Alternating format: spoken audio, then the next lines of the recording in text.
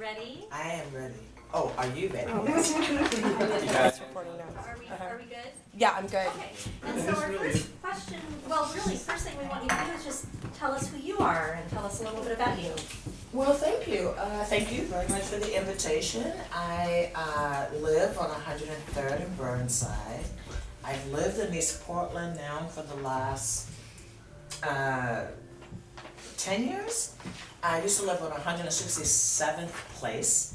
And so my address was Portland, but my backyard was Gresham, so that was a little interesting, realizing, depending upon what side of the street you're on,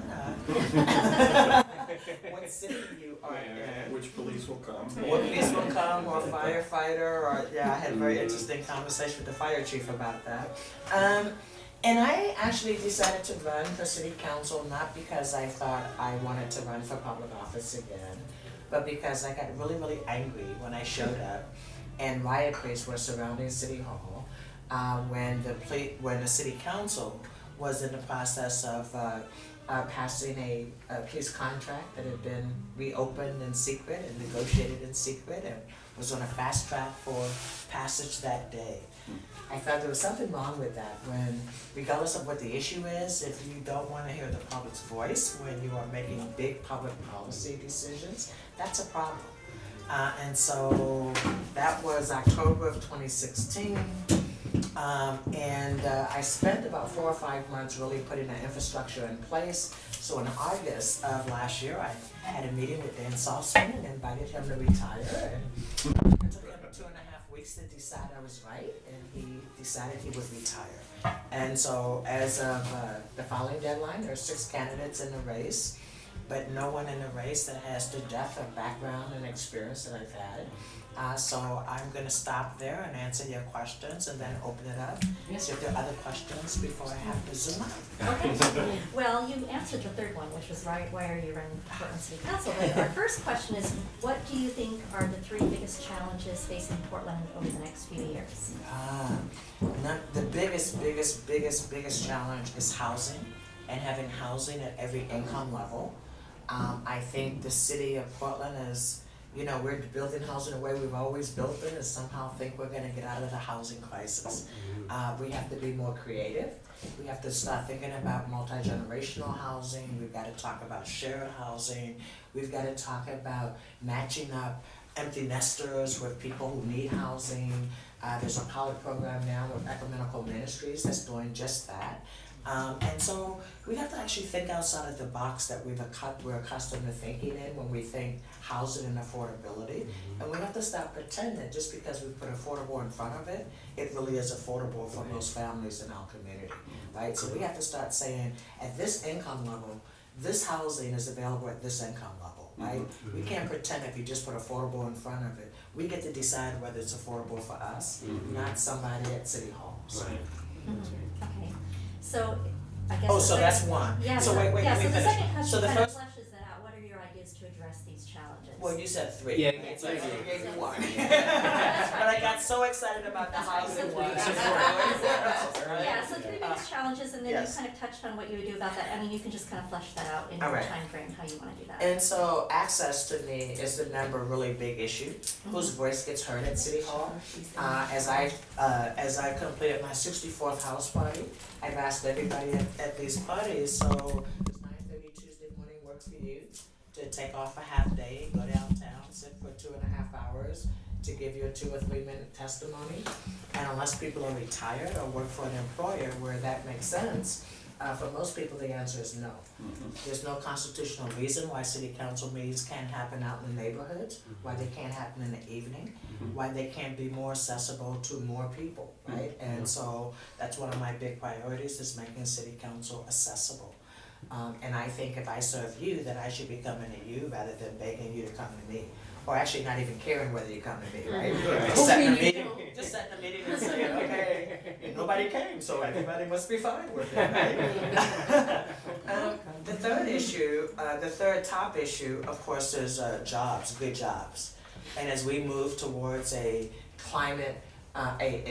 we move to address climate change and we start talking about we're going to be at 100% renewables by 2050 with no plan to get there, We have to really start thinking about how do we build a workforce that will be prepared for these climate jobs as they emerge, right? We don't know what that industry is gonna look like yet, but what we do know is that we need to make sure those are living wage jobs and that we're preparing people, especially those that have been left out of the economic engine. So one of the things I'm most proud about in that arena is a ballot measure that will be on the ballot in November, and it's not called this anymore, but it's pretty close to this. The Portland Just Energy Transition Measure is what it used to be called. We've gone through a couple of battle title fights and they've changed it, but basically it's gonna be basically the same thing. And what it does is tax large retail corporations, increases their business income tax by 1%, and it will create a pool of resources around $30 to $35 million annually that will be invested in actually creating that workforce, creating that climate energy business development, really supporting those that have been left out of the economic engine. And I'm really excited about that, and you'll get an opportunity to weigh in on that in November.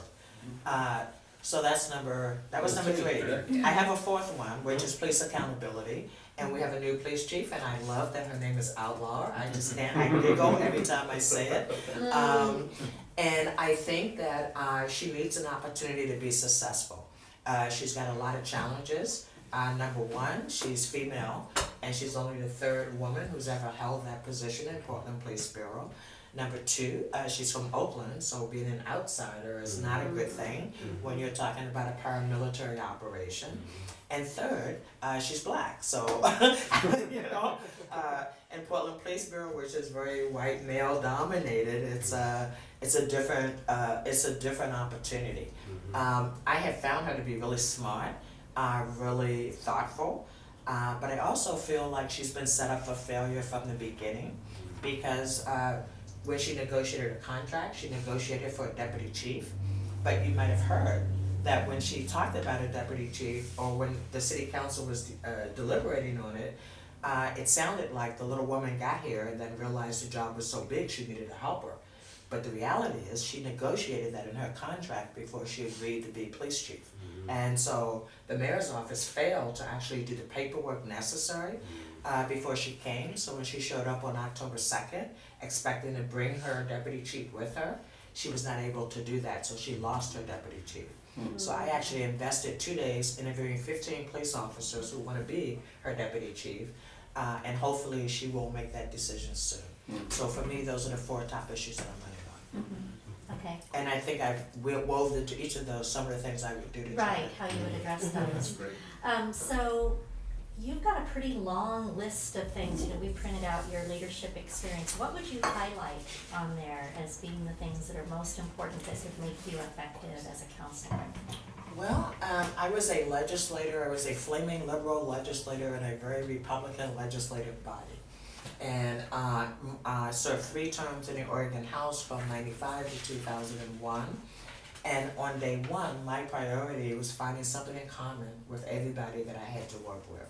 And so I spent my time having lunch and coffee with legislators from all over the state, looking for commonalities. I have found over the years that even though we won't agree on everything, if we look for the things that we agree on and work on those, we get a lot more accomplished than when we battle about the things that we don't agree on. And so I have spent many years in this community building coalitions to work on some really, really hard stuff.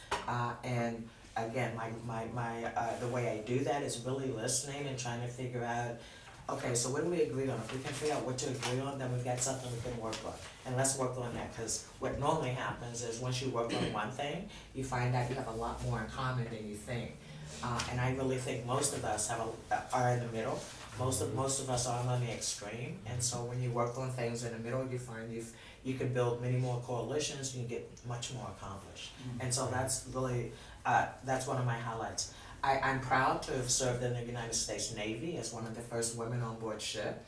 I think, you know, a loudmouth 17-year-old from Baltimore, Maryland, I mean, it was like the military is not made for people like me. But in spite of that, I was able to have a very successful military. I'm sorry? Unless you're a commander, then you. Right. I mean, you know, it's funny because, you know, when you're someone that questions everything, the military is really not the right place. quite frankly, I was working 3 jobs and going to school, and it was exhausting. I'm from a very large family, so college was just not something that my family could pay for. And you know, I was like, man, it's got to be an easier way to do this. I joined the Navy at the time when Vietnam vets were coming back, and so I got a lot of good advice. First, they tried to talk me out of it. When they couldn't talk me out of it, they gave me very good advice about making sure I had a school, making sure I knew what job I was gonna do. And quite frankly, I loved it. I mean, I did more world travel in my Navy days as a 17, 18, 19, 20-year-old than most people ever had the opportunity to do. And so one of the things I learned from that is that people are basically good the world over, right? And strangers will bend over backwards to be helpful. What else would you point out in your resume? Let's see, what else? So having worked for Bev Stein for over 12 years at Multnomah County really taught me about implementing public policy, especially from the executive offices, and really understanding how the inner workings of government happens, right? Because it's amazing when you call from the chair's office, people are very helpful, right? But many times other people don't get those same responses. And so I would also say that I'm most proud that even today, I have very deep relationships with Multnomah County, all the commissioners on Multnomah County Board of Commissioner, as well as all the city council.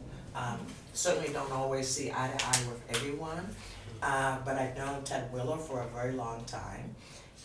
And I'm always very, very polite publicly, but behind closed doors, he and I have some very hard conversations. Because I'll say, what idiot told you to like stand with PDC and say you're gonna undo 28 years of disinvestment on a block in inner Northeast Portland? What idiot told you to do that, right? But and so I feel like I will go in already with very strong relationships with the city council members. Chloe Udeli and I are already working very, very cooperatively together. And quite frankly, I love the fact that Chloe's inside City Hall, and together her and I can take credit for really helping to shift the city council around the reload policy, because at first it wasn't going to happen. The exemptions were not going to be removed. And I did a little thing like have a press conference with an 8.5-month pregnant woman and a business owner who had been kicked out of his business with 30 days notice, and some real data that showed the 40,000 people would be impacted if that policy wasn't changed. And quite frankly, the media did its job by going after the city council going, well, do you disagree with the data? And they were like, well, no. Well, so why aren't you going to do it, right? And so after a few weeks of that, the whole city council unanimously actually supported the changes in making the relocation policy permanent, as well as expanding it to include more renters. So those are things that already, my background is about building relationships, bringing people together, listening for commonality, and working with people from a diversity of backgrounds, right? So I think I'm most well known for my work around police accountability, but I've done so much more than that. I've done a lot of work around environmental justice, and I've done a lot of work around contracting at the city of Portland. So I have spent quite a bit of time over the last 20 years testifying at Portland City Council because I actually read their policy and their budgets and read what they say they're going to do as compared to what the outcomes are. And so I feel fully prepared to step in and get the show on the road. Well, you're part of a pack of people that are running for your position, so what makes you stand out from the pack? You get to tell us what you think about your opponents, and nobody's here to know what Well, let me say what makes me stand out is, of course, I'm the only one that actually was willing to take on an 18-year incumbent. I think that says something about the quality of a candidate, because for me, it wasn't that I didn't like Dan Salzman. I just felt 18 years was too long for anyone to be in a public office, in an elected office, without really being challenged. And knowing that he had never been challenged, really, since his first election 18 years ago against Tanya Collier, I just thought, you know, you just can't, and his assumption was, just give me 4 more years and then I'll retire. It's like, why? So you're the candidate that has moved him out of the position Yes, of running. I'm the one that recommended he retire, and only took him 2.5 weeks to see the wisdom of my words. Okay, what else would you say about your opponents versus you? I would say, I would say that that voters, if voters want people who have a record of results and working on a variety of issues that they didn't have a self-interest in what the outcome was, then voters would want me. Because quite frankly, my history in this community, I worked on so many issues that I didn't get paid for it. There was no publicity for it. There was no, good job, Joanne, right? But these were things that I knew there had to be someone that was advocating for it. One of the things one of my records of success was when I became president of the NAACP Portland branch. It was an organization that had a horrible reputation, no members, no money. And gee, that was a great idea, right? What a great job, especially as a volunteer job. But I'm a child of the civil rights movement, and I knew that my ancestors would be rolling over and haunting me forever if I didn't do everything I could to preserve this organization that had been around for 101 years. And so when I became president, my commitment was I would serve 2 terms, and I would rebuild the credibility, the membership, and the expectations of the premium civil rights organization in our state. And I'm proud to say I did that. In fact, I will also say that I stepped down, you might have heard recently, about a week ago. And I stepped down not because there was anything in the bylaws or constitution that required me to do so, but because some of my opponents were making an issue of the fact that I was volunteering 40 hours a week to continue to run this organization while I was running for a public office. And there was this assumption that I was using my role as NAACP president to further my campaign for a political office. I was absolutely appalled by that. And I thought I could spend a lot of time explaining, actually I'm volunteering my time, or I could just like step out of it and then make that a non-issue. It was a really hard thing to do because I worked very hard to rebuild that organization, but I thought the organization is bigger than one person, and I've built a strong team, and they will be fine. And so that's why I stepped back.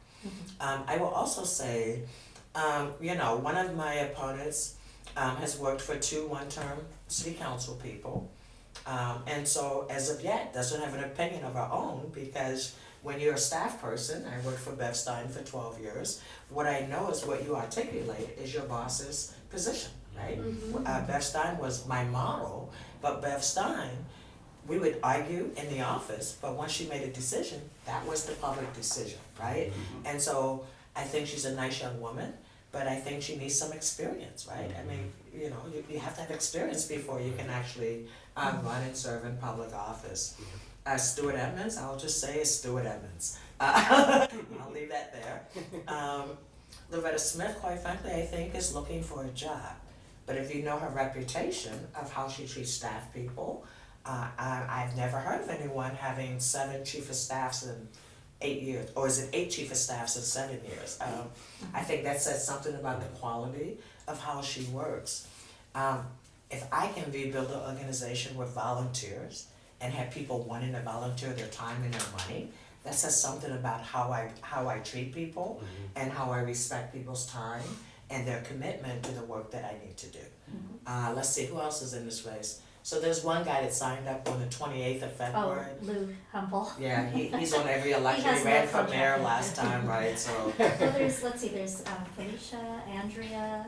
And so Felicia I didn't know before this race, and so her and I have been at several debates together. I understand that she is on a Downtown Business Association board, and has been on that board for quite a few years. Seems like a nice woman, but again, I've been on 3 debates, but I don't feel like she actually knows the inner workings of city halls. I think she has some ideas about changes that could be made that might or might not be good ideas. But I don't think that she has the depth of knowledge or the depth of relationships that it's really gonna take to get things done. I think one thing I should also share with you is that for me, I really don't care what bureaus I'm given. People ask that a lot, well, what bureaus do you want? I don't care, you know, because nothing's gonna stop me from working on housing, and nothing's gonna stop me from working on access, and nothing's gonna stop me from working on the other issues I care about. What I believe is because we've had so many one-term mayors, is that city councilors have become very siloed, right? And so it's protect my own bureau at all costs. Well, people don't live in silos, and we can't govern in silos, right? And if you're not talking to the commissioner that does the roads, even if you were doing the Office of Neighborhood Involvement, it's interconnected, and we can't disconnect it just because this commissioner is in charge. And Chloe works that way. She's gotten a little grief because of that, but she works in that manner, and I expect to work in that manner as well. I think it'd be really exciting to have an all-female majority city council, which will be the first time, of course, in Portland's history that happened. And not just because they're female, but because they're females who think differently than we've been accustomed to having city council operate, right? People who believe that more voices should be heard, right? That it shouldn't just be the people who are closest to City Hall have the most access. Which bureau does Dan have now? Sorry to interrupt. Oh, go ahead. Which bureau is So Dan? he's got transportation now. He's got the Portland Children's Levy. He's got a couple of other committee assignments. Okay. We have one more prepared question, All right. and then I'm just gonna open it up to Okay. anybody that wants to ask anything that they choose. What do you think of the changes that have occurred at ONI? How would you respond to Sue Bree's comments regarding making neighborhood associations more political, and at the same time making stakeholders in neighborhoods more uncomfortable? Ooh, is that what she said? I like it. Well, clearly the neighborhood association system needs an overhaul. There have been 2 audits in my time here that showed how inequitable the current system is. What do you mean by inequitable? Well, what I mean is that the Southwest neighborhood associations have always received the most money, and East Portland has always received the least amount of money. At city level, like the city's giving? Yeah, the allocations have always been unequal, right? And there have been 2 audits by the auditor who have pointed that out over the years, and everybody agreed, but no one ever did anything to change it. And I think that that's a problem. I think that you can't have population, you can't push the population to one side of the city and then not have equitable representation from the neighborhood association. I can tell you personally that the neighborhood association has not traditionally represented all the people in the neighborhood. I know when I first moved here, I lived in Alameda. And I can tell you that other than a historic neighborhood tours, that was all people really wanted to talk about. So you'd go to the neighborhood meeting, and if you didn't have a historic house, you just kind of felt like, why am I here again, right? And so I stopped going. I would love to see and the other thing, quite frankly, is I believe the Office of Neighborhood Involvement has been used as a tool of the city to sell the public on things, as compared to the opposite, which is to get the public's opinion and have those opinions influence decisions that come out of City Hall. I've certainly seen it in my own neighborhood association in East Portland, when the police come out and scare the daylights out of my neighbors, and then demand that my neighbors call the City Hall and demand more police and more patrols.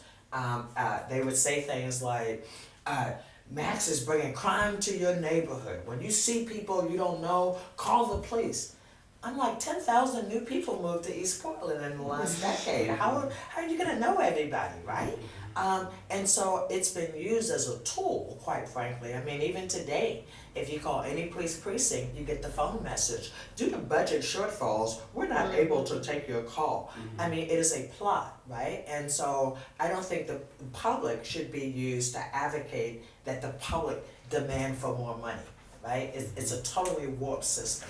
And so I am thrilled that we're gonna just like blow up the system that we currently have and really think about how do we engage the community and all the community, not just homeowners, but renters, businesses. How do we engage the community in a way that their voices really influence public policy? After it's blown up, what do you envision being what it's The going to look like replacement. when all the pieces? When all the pieces come together, well, I would hope that what it would look like is it would be a combination of community, right? So community-based organizations that operate in those communities, neighborhood, business associations, all those would be a combined voice in the community that's talking about what's in the best interest of the community. So that's what I would like to see. And I would like to see it as a voice that's separate from City Hall, right? That this is an independent voice, right? And the goal of City Hall is to include those voices in any deliberations that are happening, but not be an extension of what the city wants to do and just goes out and actually cherry picks people who support what the city wants to do in the first place. So do you agree with Sukri? Because it sounds like what has been happening from your description is that the neighborhood associations have been used for political purposes. And she said She likes that. that she wants the neighborhood associations to be more political. But I think she wants them to be more political in their own right, right? She wants them to have their own political agenda. I think Rather than the city's. rather than the city That's using it as its own political rubber stamp, right? It should come from the grassroots up and not from City Hall out to the community. Okay, well, it's open for all of you, I've kind of. You've done well. Joanne, I'm Angela. Can you tell me about your thoughts about, I've lived here since '96, and things have changed considerably in East Portland, right? Yes. So we have a homeless, I don't know if it's fair to call it an epidemic, but it's way different than it was even 5 or 8 years ago. And we also seem to have a pretty large crime issue that we're not accustomed to in this area in East Portland. And so I'd like to know, I'm concerned, and you're here today partially because that's something I'm really concerned about. So I'd like to know how you see that situation, how you see that it came to be, and what type of solutions you see to help those things. So when you say crime, what kind of crime are you talking about? Car theft, Property car theft, and also, what would you call it? Just Just basic theft, like Every tolls, kind of theft. What they call Property petty theft. crime. petty crime. Home break-ins. Property crime. So kind of like grabbing stuff out of the car or Mail out of the theft. garage. Or we even have some neighbors in not only Montavilla but Lynn and so forth that have had people break into their home while they're there, and the police have been Multiple called in. times, yeah. Yeah, yeah. So, yeah. Well, I mean, you're right. I moved here January 1st, 1990, and so it's as different as night and day as It it is. was when I first moved here. I can tell you that there are the houseless population has just exploded in the last 2 years. I'm on the Board of Human Solutions, which provides affordable housing in East Portland for families, very low-income families. And I can tell you we run 2 shelters. One is a women's shelter that's on Burnside and 162nd, and the family shelter, which has been closed down, and those families are now in hotels until we figure out what we're gonna do with the family shelter property. But the family shelter was built for 140 people. Last year, for 8 months, it had over 400 people daily. Wow. I can tell you most of the adults work full-time. Most, in fact, work 2 and 3 jobs. They just can't afford first, last, and security deposit to live in the city of Portland. And so when we say houseless, it's the gambit, right? So It is. We've had, yeah, right? absolutely. So it's absolutely the gambit. We know that many people, when they're released from jail, have nowhere to go, and so they end up living on the street. And so I think part of the problem is that we don't allow dignity for people who are houseless, right? I mean, I talk to houseless people all the time, and what I know is nobody wants to be houseless, right? I mean, maybe there's a few kids that come in the summertime when it's cold for festival season, but for the most part, people are really, really struggling. And so what we've done is create a lot of criminal penalties for being poor and for being houseless, which only exacerbates people not being able to find housing and work and stability. For example, we've got camps going up everywhere, right? And most of the time when the camps start, people are very empathetic, but for Grace, that could be me. But then, in a couple of weeks, all of a sudden there's some garbage, and then there are people that look a little shady, and then people start getting nervous, and quite frankly, it's fear, right? Is it safe for me to walk in my neighborhood? Can my kids walk in this neighborhood? And so then we do the cycle. We call the police come out, they put up a 24-hour notice that they're gonna sweep it. So the next day, the police come back, people that are still there, they take their worldly possessions and they toss it away, and we push people into the next neighborhood. If we could hire houseless people to actually go and do the mobile cleanup, we could hire houseless people to actually take mobile laundries around so that people have dignity when they have clean clothes and they have fresh sheets, even if they're living outside.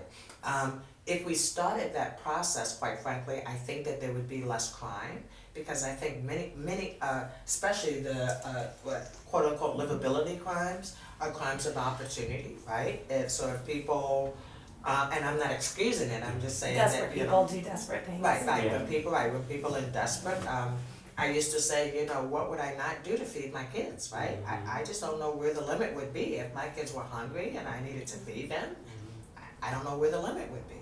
And so I think if we took a more humane approach to those we can help, I know that there are some people on the street that are drug dependent, that can't get into treatment programs. When I worked at Montgomery County, the best drug treatment was in Montgomery County jails. There's something wrong in a community where you have to go to jail to get the best treatment, right? That's available. And same with mental health too. Same with mental health, exactly right. Montgomery County is the best mental health treatment in Montgomery County. It was in the jails, right? So we are not putting our money where we say our values are, right? And if our values is about making sure that people have some basic dignity in their life, then we'd be investing them in different ways. And so that's not going to answer all your questions. I do think, yes, we need cops to solve like real crime, but I think if we were more humane in how we treated people who really didn't have a lot of resources, I think we would find that we would have less crime, because people would feel like, well, this is my community, and I have to, I have to protect my community more. Ellen, do you mind if I put a little piece on that after she just talked? Do you Yeah. mind? I was just gonna say that I really appreciate you giving your experience about the shelters and the families. That's not a piece that I'm really familiar with. What I'm familiar with, and I've come the other side, where I go and I talk with people that are homeless in our community. Many actually at this point. And what I'm finding is not the families, and I know they exist. What I'm finding is a lot of young kids With the piggyback that some of them are just telling me that they're doing drugs, and other ones I'm pretty sure. But they're actually saying they don't want a home, and they want to sleep outside, and they, or they'll say, well, I don't want to go to a shelter because I have a curfew and I can't drink and do drugs, and I can't take my dog. Yeah. And so it's those young kids. I love your whole thought about, I know other programs, I think it was Los Angeles, I was reading an article, is like putting them to work if they'd like to, which is getting the money and, like you said, helping with the crime issue. And that may weed out some of these other people that I think her and I especially have seen this, and you've been in a lot of contact with the same people that really don't want to contribute to the community they're in. They're here for the opportunity of feeding off of those of us who have homes. So they're not desperate, they're not trying to feed anybody, they're literally taking advantage of the system that is not punishing them for their crimes. Yeah, and like you said, there's all these different layers. Right, there's Right? so many There's layers. like the veteran and there's the mentally ill and Yes. there's the families that have young children and don't, they lost There's their the people that job want and to there's stay off the. the grid because they owe $40,000 in Yeah. child support. Yeah, You know, yeah. There's people like that. There's too. just But so many. it's like really all together, it's this big crazy thing where, our Sullivan's Gulch has got, trash coming down to the, Yes, So, thank Well- you for your thorough answer. You're Yeah. welcome. Real quick interject on that subject. It's like I'm an exceptionally very sympathetic person to people that are in dire straits, and I don't come from like a very privileged background, but Right. knowing what I know and seeing what I've seen and getting highly engaged in the livability issues on the east side of Portland, Right. what I'm finding is that we've done a really good job in Portland of getting the people who want help, and there's still work to be done. We need more shelters, and It's we need, endless, the rehabilitative services for mental health and addiction. Those are instrumental. Right. But where I'm kind of differing with you on this is, the raw data indicates that a 44% increase in property crime year over year from 2016 to 2017. Mm-hmm. Is that, I know correlation isn't necessarily equal causation, but you have to think about what's the biggest difference so we can all agree with that there's a huge presence of people in our neighborhoods that have been pushed through whatever economic means. Yes, they deserve help, and yes, we need to offer them help, but when they get to a point where they're so comfortable in their ways that they don't wish to get that help any longer because they've been enabled so far along the way, they go into that category of service resistant. And the service resistant homeless people are really the ones I think most of us have the greatest issue with. Because I mean, if anybody comes into my neighborhood with a van load full of kids, we're going to make sure that they have food, we're going to make sure that they are completely taken care of and get them, I mean, we've personally worked with veterans and Yes, mentally and ill help people. people get precisely. off the Yeah. But there's this real huge nebulous gray area in between those that are outright criminals and those that really want help, and that's where we find that there's a lot of latitude for people to misbehave and create a lot of ancillary issues for people that are just trying to get by in their middle class lifestyles. And I feel that there's been And they're not too much- taking nice things, they're taking my kid's backpack. And, and things like that have just become so Chairs. prevalent. Yes, It's very and my difficult kitchen chairs. for us to agree with. I mean, I know part of your platform is that you really don't believe that we need more police. I have the hardest time. Like, I want to support you so badly. You really gotta understand how much I want to support you. But when it comes to that, like that for me is a very, very That's I what important issue. appreciate Yes. that, but maybe it's because I know too much, right? I know that there are way too many police officers sitting in buildings. I know that when you have, when the police go out looking for somebody doing drugs, that it takes 10 police officers in riot gear to stop one person to see if they're doing drugs. Yeah. I know that we have police officers sitting on their butts every day in every school in Multnomah County. Why? Yeah. Right? I mean, so until we actually deploy police doing police stuff, right? I think the problem is we have police that are doing things that it's not policing. Police should not be first responders for mental health, right? No, I agree. And I don't think they want to be. No. Yeah. They don't No. want to be in that position. I They actually think, actually don't. well, If you actually speak to police officers, all the time.